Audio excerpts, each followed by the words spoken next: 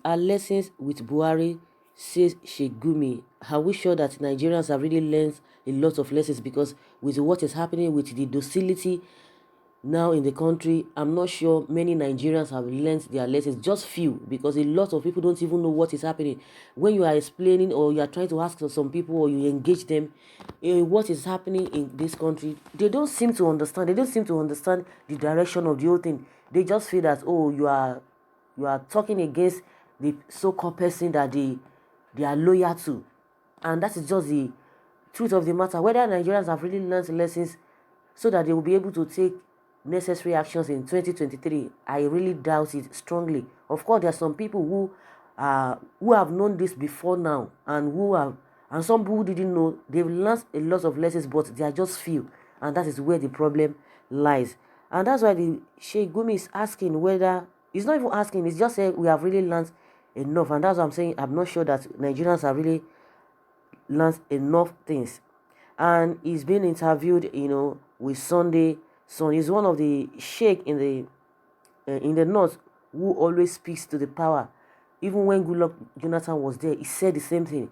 When Buhari came, and he said, no, it won't be it will be good that he's not going to say anything, because the way he criticized Goodluck Jonathan, even when Jonathan was in power, and now that Buhari is in power, for the fact that, okay, he's from their side, that doesn't mean that he's not going to say anything. But few people like that we have seen that are really doing this kind of a thing. Say the truth, no matter what, no matter whose horse is God. But a lot of people try to cover everything up just because of a lot of affiliations or different affiliations they have with the present administration. He was asked, how do you think Nigeria has fared since return of democratic in 1999? He said, unfortunately, since 1999, I have not actually settled in Nigeria. I came back in 2011, so to rate the government within the period will not be proper for me. However, I can speak on what I have seen from 2011 to 2019. Generally in the world, there is development. I'm just paying my electricity bill through my computer. So things are moving generally in the world. So we expect governance to be more efficient and show more competence. But unfortunately, when it comes to governance, there is retrogression. Things are supposed to improve because science and technology have brought developments close to the people. Government is retrogressing simply because we don't have the right people in the right place and at the right time. Nigeria's situation now is worse. People are poorer, sick, and every week we bury somebody. What is the problem? Typhoid, malaria, somebody's daughter, a 6-year-old, died. She was sick, vomiting, and we took her to the hospital. But she was discharged from the hospital because there was no bed. This is the kind of death we are having. People cannot pay school fees for their children. Feeding is difficult, so all the indices of good governance are terrible. Prior to 2015 election, one of the agitations of Nigerians was issue of security. How far now? Are we making progress as we should? He said, yes, there is improvement in Boko Haram fight, but not defeat. The poor governance is making Boko Haram liable to come back in full force, and that will be terrible. This is because Boko Haram is not alone. There are forces behind them. They have the determination. The Boko Haram soldiers believe in their commander because he sees himself as commander at the end. But Nigerian soldiers are not happy. Their generals are flying jets all over. The soldiers on ground should feel that they are fighting for their country, that things are going to be better. He has his equipment, he has his allowances paid, his children are fine. He will fight, but is demoralized. On the other hand, on the other side, the commander that is pushing the fight is not struggling with his soldiers. Their morale is higher, their motivation is higher, coupled with religious flavor added to it. So if we want to fight them, we should also add religious flavor by getting Muslims and Kanuri that speak the same language. Issue of kidnapping is no longer news. Here in the northwest, Kaduna to be specific, people are being killed up in their homes for reason. He said, we have heard about it. They are picking people at home. They knock at your door and pick you.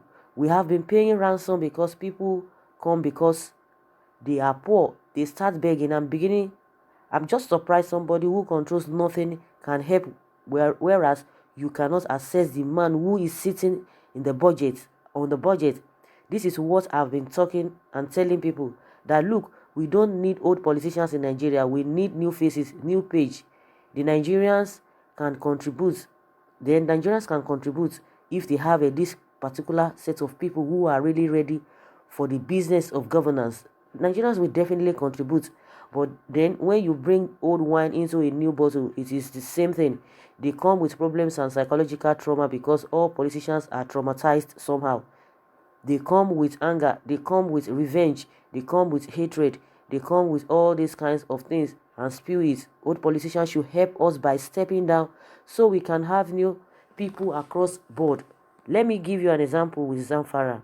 By accident, a new governor came who has not been in the stream because people don't know him. So the nomadic Fulani, not of Fulani, and the settlers that were killing one another over a long time, even before the administration of former President Goodluck Jonathan. Now Zamfara has a neutral figure who can call for a truce. We need that neutral figure. Since 2011, when we have election characterized by bloodshed, I said Buhari and Jonathan should have moral obligation not to contest because people died. Let us put fresh faces so that we can all come and contribute. People don't listen because they are blind. So it is very unfortunate. This is the situation we are in as a people and as Nigerians. That is where we have really found ourselves. That's the position we really found ourselves, according to what the Gumi is talking about. Do you think Mr. President is getting the real feelers from the people or working with what people around him tell him? Gumi said Buhari as a president has a predetermined mind on how he wants to run his government, squeeze corrupt officials, close borders. This is what he has in mind and this is what he's pursuing to the letter. If you want to get close to him, tell him this man is in jail and he will tell you that's good. You cannot catch all the thieves in Nigeria. You can only catch those ones you don't like. But God is God of justice. You either catch all or pardon all, and then you draw a line. If you draw a line, whoever commits the same mistake can be tried by law and not your personal decision. He knows what is happening and he likes it. This is his style. This is the style I don't like myself, and that was why I voiced out my opposition. If I have not spoken, people will say, look at these people. They have kept quiet and now we are suffering. Nobody can point a finger at me. And I thank God for that. So we need to rethink. We need to come back together to save this country because it is a beautiful country. What do you think about Nigerians? He said Nigerians don't learn lessons. They are very sentimental. They can be naive in their judgments. There's criminality all over the place, including churches and mosques. I've just been told about a 70-year-old man that impregnated a small girl in the mosque in this town and in the church. You don't need to be told. We need to come back, sit down and repent. We can then bring people who are neutral, compassionate, intelligent, hardworking. Let's put our hands together to salvage this country. The crop of politicians we have now cannot help us. Their heads are hot. We need cool-headed people who will look at things holistically and move the country forward. A wounded lion cannot take this country out of the woods. So guys, that is just what the Gumi has said, and that was why I said from the beginning, Nigerians have not really learned. Some are learning, but the majority of people who are really ignorant, who don't even know what is happening in this country, they will be arguing, upside down in an awkward manner. And meanwhile, they are really suffering. They don't even know where their problem is coming from. They don't even know those who they are supporting are the people who have brought them to their knees. They have not really learned. We have not really learned. And until we come together as a people, and I always say that, I'll continue to say that, until we come together as a people, that is when we will get it right in this country. To be able to choose the right people, just like the Gumi said, that those who are wounded lions, because they have a kind of mindset to call, bitterness, to just come and revenge, to do this and that. And somebody who has that mind, that kind of mindset, will not take Nigeria as somewhere. you not take Nigeria forward and can't move Nigeria forward, you can imagine, you can see it clearly that this whole thing is just out of bitterness, and they love it. They love it. See what is happening. They love it. Until Nigerians will be ready to do the needful, that is when we will get out of all this mess that we found ourselves. Someone say, you talk sense. Please encourage our people in abroad to come to Nigeria with their knowledge, wisdom, and understanding, with the help of God, to rule this nation. God will help you. Thanks. Someone say, this is great. Buhari lived into power via religion, but no little about his religion tenets. He is vindictive, unforgiving, hateful. A man like this cannot take Nigeria far. Time will tell. Sheikh, you made some wonderful points, but our old politicians can never allow the fresh blood in because policies is their retirement benefit. Of course, that is just the truth. A lot of people really want to come in, but they will not allow. Even the masses, that's why we are saying even Nigerians are the problem. They will tell you, oh, this one, maybe that is what the politicians have sold to them, because when some politicians come out to say some things, a lot of people will just follow.